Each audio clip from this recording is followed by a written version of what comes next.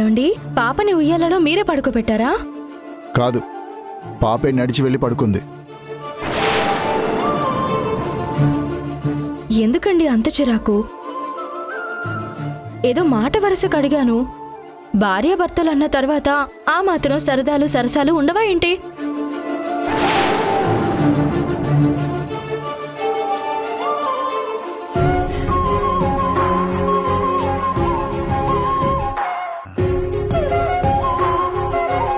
అస్సలు బాలేదండి. మీరు నవ్వుతుంటే చాలా అందంగా ఉంటారండి. ఆ నవ్వుని ఎంతసేపైనా చూడాలనిపిస్తుంది. అదే కోపంగా మౌనంగా ఉంటే ప్రపంచం అంతా చీకటిగా, నాకు చాలా భయంగా ఉంటుంది. భార్యని భయపెట్టడం పాపం అండి. అది పతి ధర్మం కూడా కాదు, తెలుసా మీకు? ఇప్పుడు కూడా ఏం మాట్లాడరా? నా మీద కొంచెం అంటే కొంచెం కూడా జాలి చూపించరా? మీ మనసులో భావం అర్థమవుతుంది, కానీ దాని వెనక కారణం ఏంటో తెలియడం లేదు. ఉండండి, నేను మీ గుండెని అడిగి తెలుసుకుంటాను.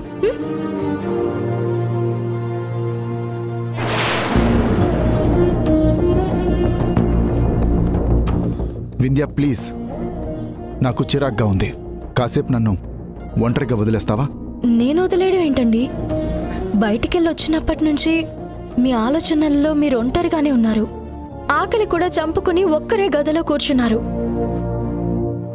మీ మనసులో ప్రశ్నలు బయటికి చెప్పకుండా నన్ను దూరంగా ఉంచుతున్నారు.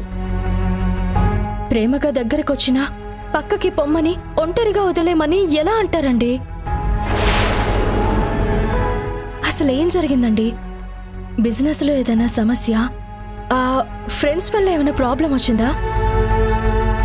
లేక ఇంట్లో వాళ్ళు ఏమైనా అన్నారా? లేక వేరే దేని గురించైనా ఆలోచిస్తున్నారా? ఏదైనా సరే నాకు చెప్పండి. వీలైనంత వరకు, సాధ్యమైనంత వరకు నేను సాల్వ్ చేస్తాను. సమస్య ఏంటో క్లారిటీగా నాకే తెలియడం లేదు. ఇంకా నీకేం చెప్పను? మీకు తెలిసినంత వరకు చెప్పండి. సాయం చేస్తానంటున్నాను కదా. అబ్బా, కొన్ని రోజులు నన్ను ప్రశాంతంగా వదిలేస్తే చాలు. అంతకు మించిన సాయం వేరే వద్దు.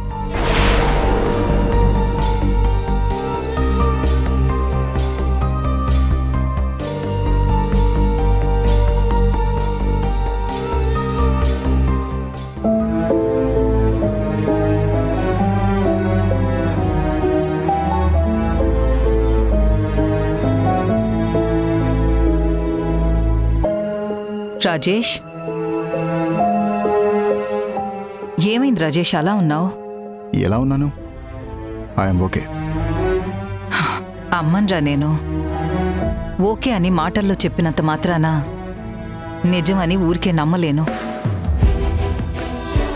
ఎవరి గురించి ఆలోచిస్తున్నావు?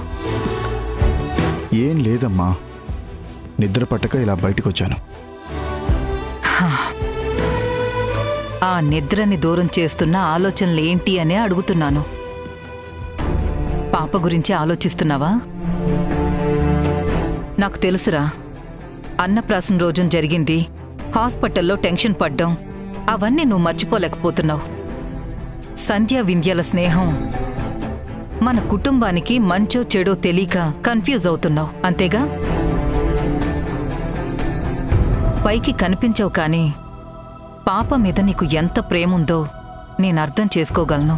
అమ్మా, వాళ్ళ ఫ్రెండ్షిప్ గురించి నాకే కన్ఫ్యూజన్, డౌటు లేదు. హాస్పిటల్ గురించి, ఆ ప్రమాదం గురించి ఆ రోజే మర్చిపోయాను. ఏం గుర్తు చేసుకుంటున్నావు మరి? వింధ్యతో ఏమైనా గొడవైందా? మీరిద్దరూ మాట మాట అనుకున్నారా? మనస్పర్ధలు ఏమైనా వచ్చాయా?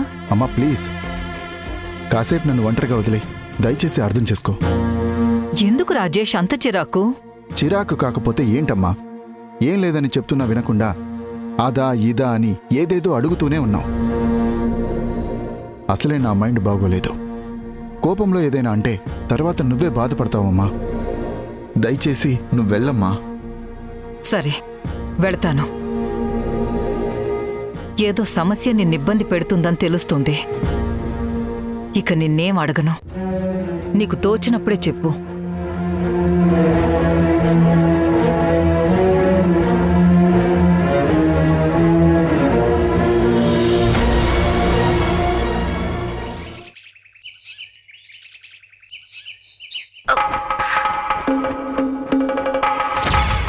వింధ్యకి నీకు ఏ సంబంధం ఉండదని నాకు మాట ఇవ్వమ్మా.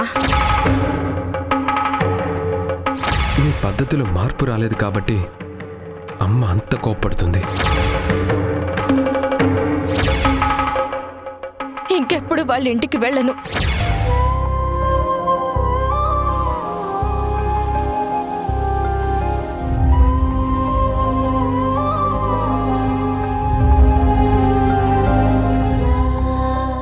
వదినా, నీ ఆలోచనలేంటో నాకు తెలుసు. బెస్ట్ ఫ్రెండ్ని మర్చిపోవడం, మాట్లాడకుండా ఉండటం చాలా కష్టం. ఎంత కష్టమైనా ఇచ్చిన మాట కోసం అలవాటు చేసుకోవాలి కదా. అది చెప్పినంత ఈజీ కాదని తెలుసు వదినా. వింధ్య వదిన నీకోసం ఈ ఊరొచ్చిందని చెప్పావు. అలాంటి వదిన కోసం ఆ ఇంటికి వెళ్ళలేకపోతున్నందుకు ఎంత బాధగా ఉంటుందో అర్థం చేసుకోగలను. చిన్నప్పటి నుంచి బెస్ట్ ఫ్రెండ్స్, ఎప్పుడూ ఒకరిని విడిచి ఒకరు ఉండలేదు. అలాంటిది ఇప్పుడు చూడకుండా మాట్లాడకుండా ఎలా వదినా? చెప్పాను కదా, అంతా నా దురదృష్టం. వింధ్యతో నా స్నేహం అంటే దైవంలా చూసే నా భర్తకి, అత్తయ్యకే కాదు, పైనున్న ఆ దేవుడికి కూడా ఇష్టం లేదు. అందుకే లేని సమస్యలు సృష్టించి ఏడిపిస్తున్నాడు. అయినా ఇప్పుడు అవన్నీ ఎందుకులే. అత్తయ్య వింటే నేను వాళ్ళనే తలుచుకుంటున్నాను అని కోప్పడతారు. అమ్మ లేదో వదినా, బయటికెళ్ళింది. ఏమో, సడన్ గా వస్తే ప్రాబ్లమే కదా. శ్రీజ, ఇంకెప్పుడు నువ్వు నా దగ్గర వింధ్య గురించి, పాప గురించి మాట్లాడొద్దు. నేను బాధగా ఉన్నా దయచేసి వచ్చి అడగొద్దు. ఈ ఇంట్లో ఎవరూ నిన్ను అర్థం చేసుకోవడం లేదు. నన్ను కూడా మాట్లాడొద్దంటే ఎలా వదినా? నువ్వు వేరే విషయాలు మాట్లాడు, కానీ అత్తయ్యకి, మీ అన్నయ్యకి ఇష్టం లేని విషయాల గురించి నా దగ్గర ప్రస్తావించొద్దు. నా ఆలోచనలతో నన్ను ఒంటరిగా వదిలే. కష్టమైనా సరే వింధ్య లేని జీవితాన్ని అలవాటు చేసుకోవడం మొదలు పెడుతున్నాను. ఆ బాధతో పోలిస్తే ఏది కష్టం కాదు. ఇన్ని రోజులు నేను వింధ్య బెస్ట్ ఫ్రెండ్స్. ఇప్పుడు దూరం పెంచే దురదృష్టం మాతో స్నేహం చేస్తుంది.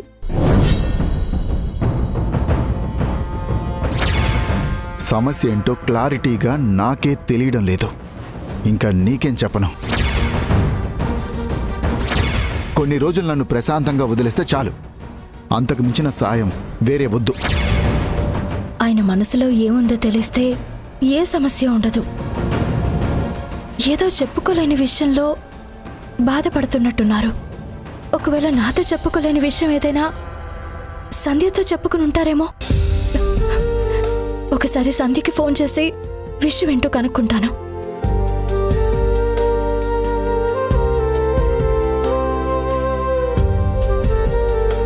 వద్దులే, సంధ్యతో మాట్లాడకూడదు అనుకున్నాను కదా. ఫోన్ చేసినట్టు అత్తయ్యకి తెలిస్తే చాలా సీరియస్ అవుతారు.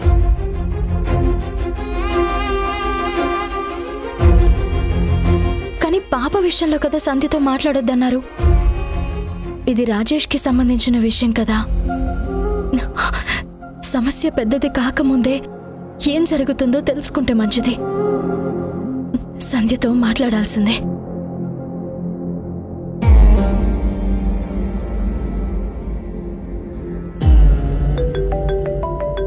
వదిన, వింధ్య వదిన ఫోన్ చేస్తోంది.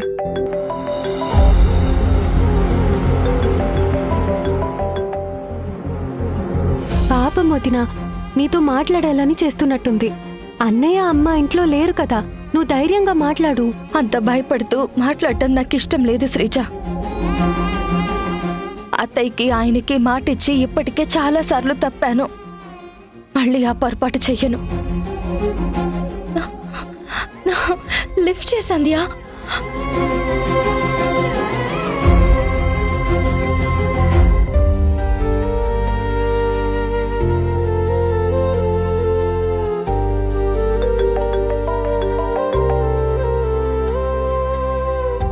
మళ్ళీ వదిలే చేస్తున్నట్టుంది. నీతో మాట్లాడి చాలా రోజులైంది కదా, చాలా మిస్ అవుతున్నట్టుంది. ఒకసారి మాట్లాడు వదినా.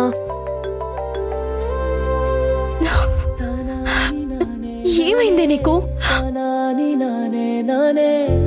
లిఫ్ట్ చేయ వదినా. వద్దని చెప్పాను కదా శ్రీజ, వదిలే. నువ్వు వెళ్ళి చదువుకో. నువ్వు కాల్ చేయవు, వదిన కాల్ చేస్తే లిఫ్ట్ చేయవు. మీలో మీరే దూరం పెంచుకుంటూ పోతే ఇంకెప్పుడు కలుస్తారు? ఆ ప్రశ్నకి సమాధానం నేను కాదు, మమ్మల్ని బెస్ట్ ఫ్రెండ్స్ని చేసిన ఆ దేవుడే చెప్తాడు. అవకాశం ఉన్నా సరే వద్దనుకుంటూ దేవుడి మీద భారం వేయడం ఏంటి వదినా? ఈ భారం దూరం మేం కోరుకున్నది కాదు, మా రాతలోనే ఉంది. కన్నీటితో అనుభవించడం తప్ప కోరుకున్నట్టు బ్రతికే అవకాశం లేదు. సారీ వింధ్య, నీతో మాట్లాడలేను.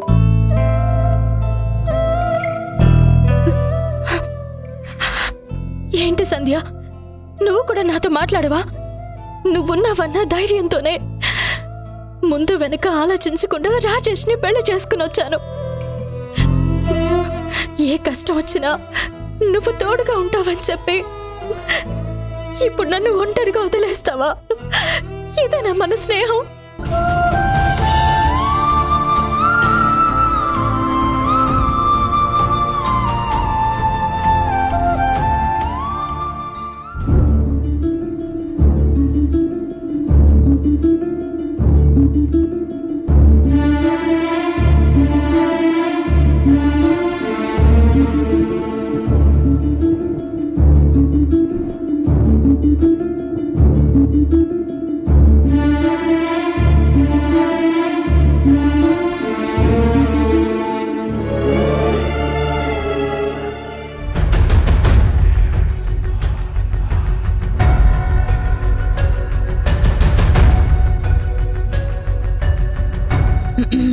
సారీ బావా,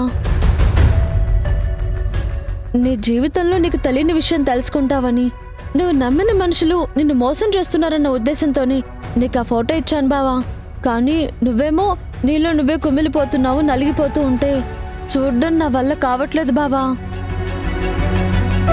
నీ ప్లేస్లో వేరే ఎవరైనా ఉండుంటే ఈ పాటికి వింధ్యను మెడ పట్టుకుని బయట గెంటేవాళ్ళు.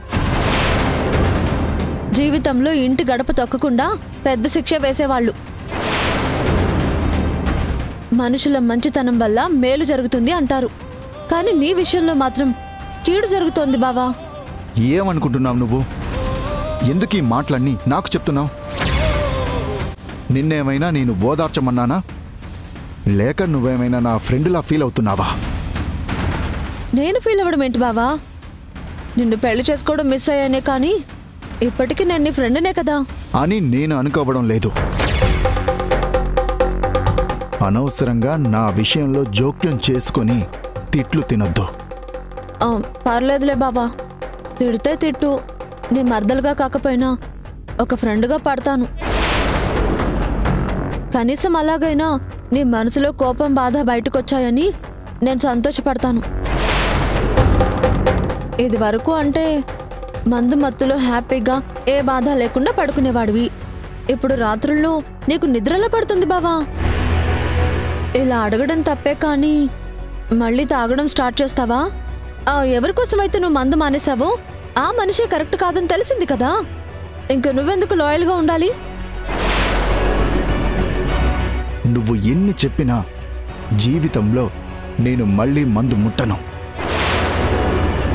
మత్తులో దొరికే ప్రశాంతత నాకొద్దు. ఎమోషనల్గా వీక్గా ఉన్నాను కదా అని ఏం చెప్పినా వింటాననుకోకో. అది కాదు బావా, నేను నీకోసమే చెప్తున్నాను. ఏంటి నాకోసం చెప్పేది నువ్వు? శ్రీకర్ ఫోటోకి నా పాపకి పోలికలున్నాయి, కాదనట్లేదు. ఎక్కడో ఏదో పొరపాటు జరిగి ఉంటుంది తప్ప నా భార్య తప్పు చేసిందంటే నేను నమ్మను, ఒప్పుకోను. ఏం జరిగిందో పూర్తి వివరాలు తెలుసుకునే పనిలో ఉన్నాను.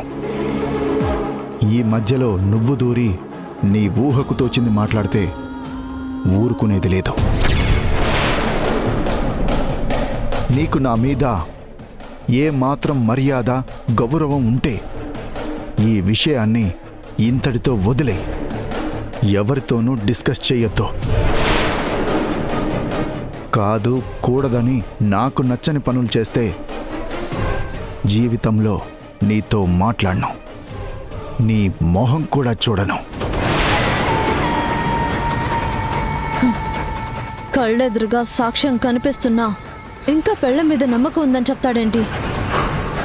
ఇలా అయితే బావ మనసులో నుంచి వింధ్యని బయటకు ఎలా పంపించాలి? ఆ స్థానం నేనెలా ఆక్యుపై చేయాలి? ఛా!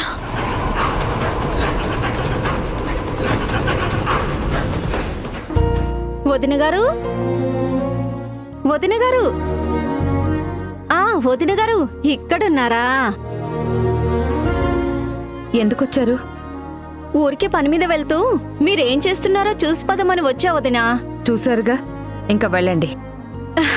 ఏదో మాట వరుసకెలా అంటావు గాని నిజంగా ఎందుకు వెళ్ళమంటావులే వదినా. ఇంతకీ వచ్చిన పనేంటో చెప్తారా? అబ్బే, పనంటూ ఏమి లేదు వదినా. నిన్న రాత్రి మీ ఇంటికి రాజేష్ వచ్చాడంట కదా, ఆ టైంలో ఎందుకు వచ్చాడు వదినా? సంధ్య కోసమేనా లేక వేరే పనేమైనా ఉందా? అంటే అప్పుడు మీరంతా ఇంట్లోనే ఉన్నారా లేక బయటికి ఎక్కడికైనా వెళ్ళారా అని? సాటి ఆడదాని గురించి ఇంత అసహ్యంగా మాట్లాడడానికి మీకు నోరెలా వచ్చింది? నా నోటికేంలే వదినా. రాజేష్ వచ్చింది నిజమా కాదా? వచ్చారు, వెళ్ళారు. అప్పుడు ఇంట్లో అందరూ ఉన్నారు. చాలా, ఇంకేమైనా కావాలా?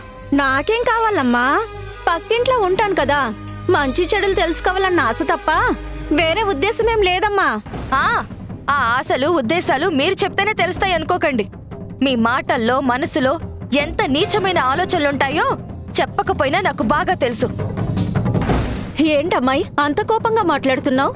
వదినా, నీ ముందే నీ కోడలు రెచ్చిపోతుంటే అడ్డు చెప్పవే. మా అత్తగారు నన్ను కంట్రోల్ చేయడం కాదు, మీ ఇంట్లో వాళ్ళు మిమ్మల్ని ఇంటి గుమ్మానికి కట్టేసుంటే వీధికి పట్టిన దరిద్రం ఎప్పుడో వదిలేది. అమ్మో అమ్మో, అవ్వేం మాటలమ్మా. అయినా ఆయన రావడమే చూశారు గాని నిమిషాల్లో వెనక్కి వెళ్లిపోవడం మీ కంటికి కనిపించలేదా? అది మాత్రం చూడరు, చూసినా మాట్లాడరు. ఎందుకంటే అలా వెళ్లిపోయారు అని చెబితే మీరు చెప్పే కదా ఇంట్రెస్టింగ్ గా ఉండదు కాబట్టి. అంతేనా? ఎప్పుడు చూసినా పక్కింటి వాళ్ళు ఏం చేస్తున్నారు అని చూడడం తప్ప మీకంటూ ఒక పని ఉండదు. ఉన్నా అది మీరు పట్టించుకోరు. నా భర్తకి యాక్సిడెంట్ అయి మేము ప్రాబ్లంలో ఉన్నామని తెలిసి కూడా ఏ ఒక్కరోజు సాయం చేయడానికి ముందుకు రాలేదు. కానీ పుకార్లు పుట్టించడానికి, మా అందరి బ్రతుకులు రోడ్డు మీద పడేయడానికి మాత్రం ముందే ఉంటారు. ఇది మరీ బాగుందమ్మా. మంచి చేయబోతే చెడెదురైందని మీ యోగక్షేమాలు తెలుసుకోవడం కూడా తప్పేనా? అయినా అత్తకన్నా కోడలికే నోరెక్కువ, పొగరు కూడా ఎక్కువే. నువ్వింట్లో ఉన్నావు కాబట్టి వాళ్ళ నోళ్లు మూయించగలిగావు. నువ్వు తిట్టినంత మాత్రాన వాళ్ళ బుద్ధి మారదు. ఇక నుండి మన దగ్గర మాట్లాడటం తగ్గించి అందరికీ మన గురించి ఎక్కువగా చెప్తుంటారు. ఆ మాటల గురించి నేను భయపడేది. నీ మనసులో వింధ్య మీద అభిమానం ఉండొచ్చు, పాప మీద ప్రేమ ఉండొచ్చు. కానీ ఆ ప్రేమ అభిమానాలు పరాయి వాళ్ళు మన గురించి మాట్లాడే అవకాశంగా మారకూడదు. అర్ధరాత్రులు నువ్వు వెళ్లడం, రాజేష్ మన ఇంటికి రావడం ఏది పద్ధతి కాదు. పరువుగా బ్రతికే మన కుటుంబానికి మంచిది కాదు.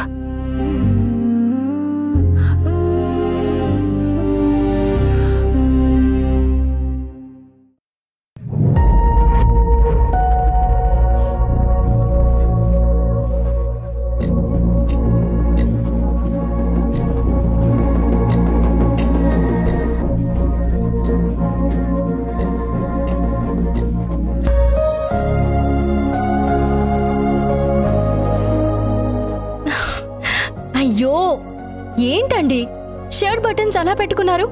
ఉండండి, నేను హెల్ప్ చేస్తాను. వద్దు, నాకు ఎవ్వరూ హెల్ప్ చేయాల్సిన అవసరం లేదు. నా పనులు నేను చేసుకుంటాను. ఏంటి చేసుకునేది? షర్ట్ బటన్స్ ఇలా ఎగుడు దిగుడు పెట్టుకుంటారా?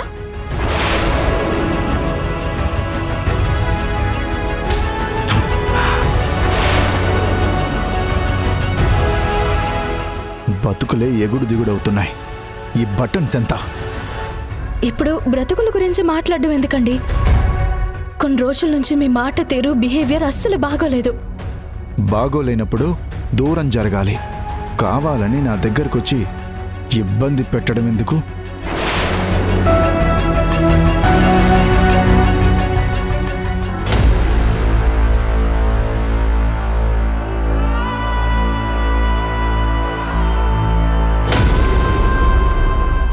అమ్మా వింధ్య, ఏమైందమ్మా? ఏం లేదు మావయ్య. ఏం లేకపోతే ఆ కన్నీళ్ళేంటమ్మా? వాడేమైనా అన్నాడా? పోనీ మీ ఇద్దరేమైనా గొడవ పడ్డారా? గొడవేం లేదు మావయ్య. అయినా కూడా ఆయన కోపంగా ఉంటున్నారు. కొన్ని రోజుల నుంచి నాతో సరిగా మాట్లాడడం లేదు. ఏమైందని అడిగితే నన్ను ఒంటరిగా వదిలేయని చెప్పి వెళ్ళిపోతారే తప్ప మనసులో ఏముందో చెప్పడం లేదు. కావాలనే నన్ను అవాయిడ్ చేస్తున్నారు. ఎందుకిలా చేస్తున్నాడు? ఉండు, ఇప్పుడే వాడితో మాట్లాడతాను. నువ్వు నాతో రా.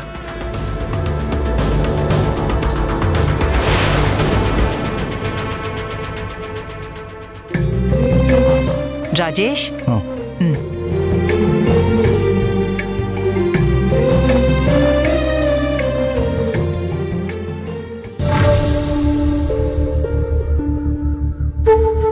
ఏంట్రా రాజేష్, ఏమైంది నీకు? నాకేమైంది? నేను బానే ఉన్నానే. ఏంట్రా బాగు, నీ పద్ధతి వల్ల వింధ్య ఎంత బాధపడుతుందో తెలుసా?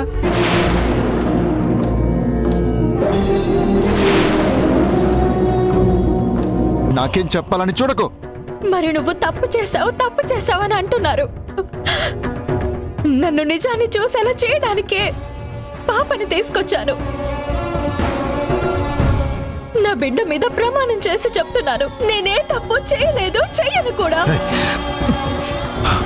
నిన్ను